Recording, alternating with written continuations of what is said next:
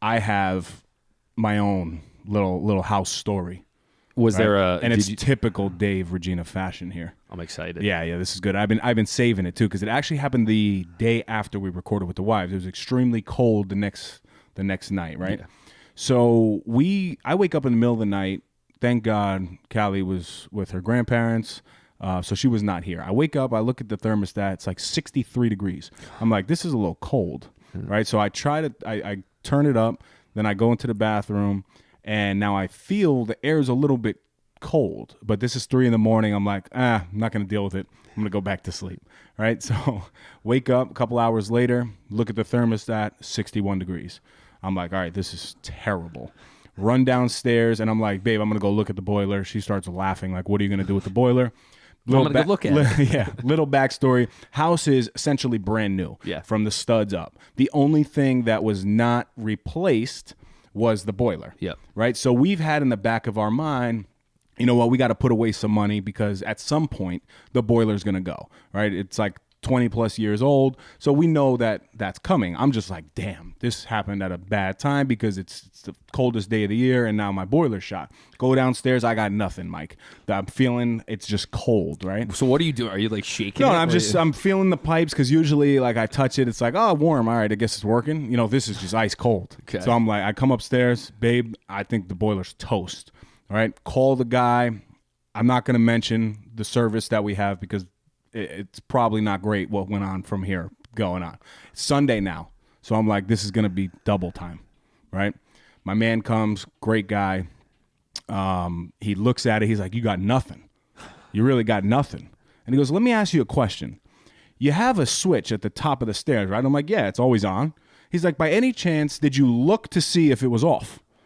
I'm like, no, because it's always on. I didn't look, right? Go upstairs. I had to flick it back on. And sure enough, as soon as I flick it back on, the boiler's like, and it starts kicking heat back in. Fires so up. This whole time, I'm thinking I had a toasted boiler. And then the worst part, I come downstairs, he's like, yo, do you have a service contract? I'm like, yeah, with the oil I do, right? But not a service contract for the service. He goes, yo, that's $300. So I said, buddy, this is what we're going to do. I go in my pocket. I had $50 cash. I said, I'm going to give you this $50, right? I'm going to give you this $50 cash, and you're going to say that I called you and said, hey, don't come. It was just a switch, and I flicked it. He goes, I like that. So instead of costing us $300 plus on a Sunday call, ended up costing me $50. Knock on wood, boiler is still intact, but all I had to do was turn the switch on. New homeowners, make sure before you call the boiler company, you check that emergency switch. That's hilarious because when we were hanging out, I actually turned that off. I didn't know it was too. Was it you?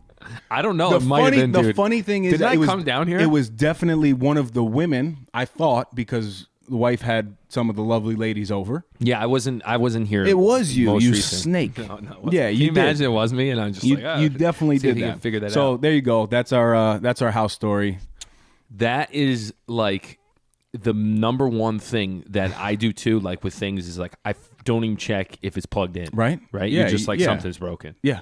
It's because we don't have the skill to fix it. No, so we freak out.